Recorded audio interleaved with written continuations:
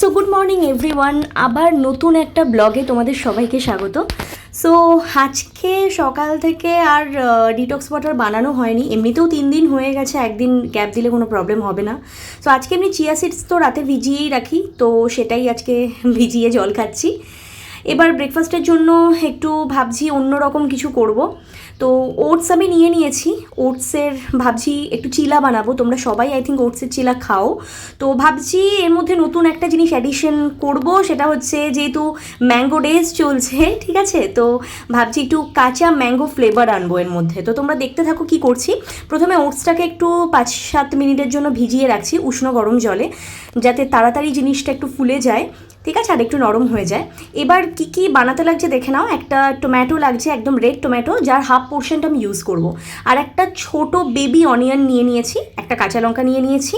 তোমরা চাইলে কাঁচা লঙ্কা অ্যাভয়েড করতে পারো, শুধু ব্ল্যাক পেপার দিতে পারো যদি বাচ্চারা খায়। একটা ছোট আম নিয়ে নিয়েছি, যেটা পুরোটা লাগবেও না, একটু ম্যাঙ্গো জেস্টটা লাগবে, আর একটু আমটা জাস্ট ক্রাশ করে নেব। একটু কাজু নিচ্ছি 4-5টা মতো, জাস্ট ফ্লেভারের জন্য। আর পেরি পেরি মশালা নিচ্ছি, অ্যান্ড এর সাথে নিচ্ছি 1 pinch of turmeric, 2 pinch of গোলমরিচ বা ব্ল্যাক পেপার, অ্যান্ড একটু সল্ট নিয়ে নিলাম। এবার পেঁয়াজটাকে একটু কেটে নেব, গোটা বেবি অনিয়নটাই লাগবে। একটু ফাইন চপ করে নেব, সো দ্যাট মুখে পড়লে ভালো লাগে, ঠিক আছে, খুব সুন্দরভাবে যাতে তাড়াতাড়ি ফ্রাই হয়ে যায়।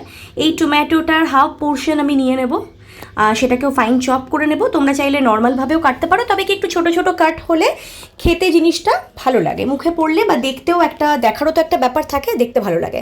তো আমি টমেটোর এই বীজগুলো কখনোই আমি ইউজ করি না, কারণ এটা ইউরিক অ্যাসিড বাড়িয়ে দেয় আর হেলথের জন্য খুব একটা ভালো নয়। তো টমেটোটাকেও আমি ফাইন চপ করে নিলাম আস্তে আস্তে। আসলে কি, সকালবেলা আজকাল একটু হেলদি খাওয়ারই চেষ্টা করি, কারণ হেলদি থাকলে সব দিক থেকেই সমস্ত কিছু ভালো থাকে, শরীরটাও ভালো থাকে। তো আমার মনে হয় হেলদি খাওয়া উচিত। এবার কি করব, আমটাকে জাস্ট, আমের জেসটাকে জাস্ট একটুখানি আমি ক্রাশ করে নেব। সেই সাথে খোসার পাশাপাশি আমটাও একটু কিছুটা ক্রাশ হয়েই যাবে অটোমেটিক, যেটা আমি ওটার মধ্যে, মানে ওটসের মধ্যে জাস্ট একটু যখন বানাবো তখন ফ্লেভারটা মুখে আসবে, একটু চটপাটা টাইপের খেতে হবে। সো কিছুটা আমি ওখানটাতে জাস্ট বার করে নিয়েছি, প্লাস কিছুটা ম্যাঙ্গো ওখানটাতে বেরিয়েছে ক্রাশ হয়ে। এবার একটা বাটি নিয়ে নিলাম অন্য, ওটসটাকে এর মধ্যে দিয়ে দেবো। দেখো কতটা নরম হয়ে গেছে ওটসটা, ভীষণ সুন্দর লাগে, নরম হয়ে যায়, ফুলেও যায় খানিকটা, ঠিক আছে, 5-7 মিনিট রেস্টে রাখলেই হয়ে যায়। তো ব্যাস, এবার এর মধ্যে একে একে সব দিয়ে দেবো, হলুদটাও দিয়ে দেবো, সল্টটাও দিয়ে দেবো, ব্ল্যাক পেপার বা গোলমরিচ সেটাও দিয়ে দেবো আস্তে আস্তে। তোমরা তোমাদের স্বাদ মতো ইউজ করতে পারো, যদি মনে হয় এর মধ্যে একটু জাস্ট চিনিও দিতে পারো তোমরা, ঠিক আছে। আমার ভালো লাগছে না দিতে, চটপাটা খেতে ইচ্ছা করছে, তাই আমি দিইনি। তো এবার এটাকে ভালো করে একটু নাড়িয়ে চাড়িয়ে নেব। এই মিক্স করাটা কিন্তু খুব ইম্পর্টেন্ট, ঠিক আছে, ভালো মতো মিক্স করতে হবে। এবার টমেটো আর পেঁয়াজ যেটাকে ফাইন চপ করে রেখেছিলাম সেটাও আস্তে আস্তে ওর মধ্যে দিয়ে একটু নাড়িয়ে চাড়িয়ে নেব। একটা জিনিস মাথায় রাখবে, যা যা ইনগ্রিডিয়েন্টস এর মধ্যে দিচ্ছ একে একে দেওয়ার পরে এক একবার করে দেবে আর ভালো করে মিক্স করে নেবে, ঠিক আছে, সব কিন্তু একসাথে দিয়ে একবারে মিক্স করতে যাবে না। তো এবার কাঁচা লঙ্কা দিয়ে দিলাম, যদি বাচ্চারা খেতে চায়, বাচ্চাদেরকে যদি দাও, বাচ্চাদের জন্য খুব হেলদি এটা, তাহলে কাঁচা লঙ্কা স্কিপ করতে পারো, সেখানে তোমরা ব্ল্যাক পেপার দিতে পারো। এবার এই 4-5টা-6টা মতো কাজু আমি একটু ভেঙে ভেঙে দেবো, যাতে খাওয়ার সময় মুখে পড়লে জিনিসটা একটু ভালো লাগে আর বাচ্চারা খুব এনজয়ও করে। তোমরা চাইলে একটু কিশমিশও অ্যাড করতে পারো, কিন্তু যেহেতু একটু চটপাটা ফ্লেভার হবে আমি কিশমিশটা দিইনি। একটু পেরি পেরি মশালা দিলাম, টেস্টটা আরও এনহ্যান্স করার জন্য, আরও চটপাটা বানাবে, জিনিসটাকে খেতে ভালো লাগবে। আর বাচ্চারা না, সত্যি কথা বলতে গেলে ফ্লেভারটা পছন্দ করে খাবারের থেকে বেশি, একটু কালারফুল হবে, ফ্লেভার ভালো হবে। আর এই যে ম্যাঙ্গো জেসটা আমি দিয়ে দিলাম এর মধ্যে, এবার দিয়ে এটাকে আবার ভালো করে মিক্স করে নেব। একটা জিনিস তোমরা ফলো করেছো আই থিঙ্ক, আমি এক একবার এক একটা মেশাচ্ছি আর ভালো করে বারবার করে কিন্তু মিক্স করছি, কারণ এটা খুব ইম্পর্টেন্ট মিক্স করাটা ভালো করে, ঠিক আছে। যে কোনো তোমার তরল জিনিসগুলোকে এভাবে মিক্স করাটা খুব ইম্পর্টেন্ট। এবার আমি কি করব, একটু সাদা তেল দিয়ে নেব। আমি ওই 1 টিস্পুনের কম, মানে হাফ টিস্পুনও মনে হয় আমি ঠিক করে দিইনি তেল, কারণ খুব একটা বেশি তেল খাওয়া উচিত না। আমি এখানে অলিভ অয়েল ইউজ করছি, দিয়ে আমি এটা ঢাকা দিয়ে আরও মোটামুটি 5-7 মিনিটের জন্য সাইডে রেখে দেবো, কারণ যত রাখবে তুমি জিনিসটা তত ভালোভাবে এটা ফুলবে, ঠিক আছে। আর তেলটা দেওয়ার কারণ হচ্ছে সহজে যাতে জিনিসটা উঠে যায় কড়াই থেকে। তো এবার আমি একটা কড়া বসিয়ে নিয়েছি, একটু তেল দিয়ে জাস্ট আমি 2 ড্রপ মতো তেল দিলাম। তেলটা যতটা সম্ভব প্রথমে কম দেওয়ার চেষ্টা করবে, আমি অলিভ অয়েল ইউজ করছি এখানটাতে। তো এবার একটা হাতা করে আমি দিয়ে দিলাম চিলাটাকে, জাস্ট ওপরে, মানে যেটা মিক্সডনটা সেটা আমি দিয়ে দিলাম কড়াইতে।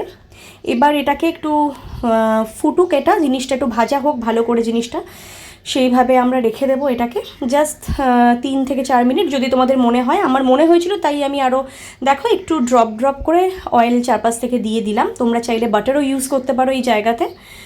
এবার আমি এটাকে ভালো করে ভেজে নিলাম। আমার অলরেডি একটা ভাজা হয়ে গেছে, আমার দুটো হয়েছিল, দুটো মতো চিলা হয়েছিল, একজনের জন্য বেস্ট, মানে আমার জন্য বেস্ট।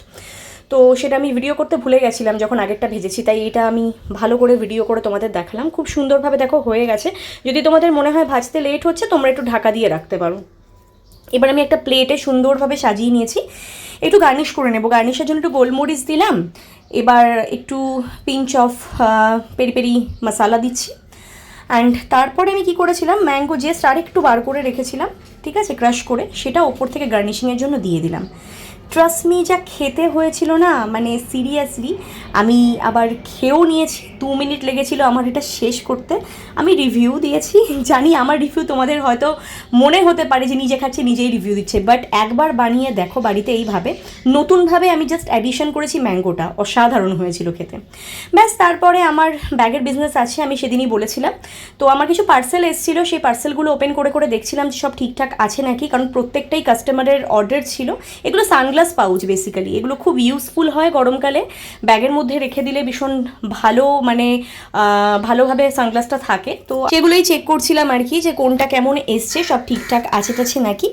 বাস এইভাবে মোটামুটি আমার দুপুর অবধি কেটে গেল, কারণ সমস্ত দিক থেকে কাজগুলো মেটাতে মেটাতে সবভাবে মানে ভিডিও করা হয় না, মানে সকাল থেকে রাত অবধি সত্যিই ভিডিও করা হয় না, প্রচুর কাজ একসাথে এসে যায়, তার মধ্যে নিজের মেকআপের শ্যুট থাকে, সেই সমস্ত কাজগুলো থেকে যায়।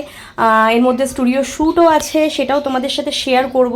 তো যাই হোক, এক এক করে সব প্ল্যান প্রোগ্রামগুলো করতে হয়, কারণ অনলাইনেও কিছু কাজ আমার থাকে, সেগুলোও মোটামুটি আমাকে করতে হয়। তো যাই হোক, এইভাবে দুপুর হয়ে এলো। অ্যান্ড শুক্তো, এই জিনিসটা কার কার ভালো লাগে, মানে এটা বোকা বোকা প্রশ্ন, আমি জানি সবার ভালো লাগে। আমাদের যে রান্নার দিদি আছে তাকে দিয়ে আজকে শুক্তো করেছিলাম, শুক্তোটা জাস্ট ওয়ান্ডারফুল করে। আমি নিজেও শুক্তো খুব ভালো করি, একদিন রেসিপি শেয়ার করবো তোমাদের সাথে। আর করিয়েছিলাম টক ডাল, যেটা আমার মানে ভীষণ ফেভারিট, ঠিক আছে, এই দিয়ে আমার খাওয়া হয়ে যায়।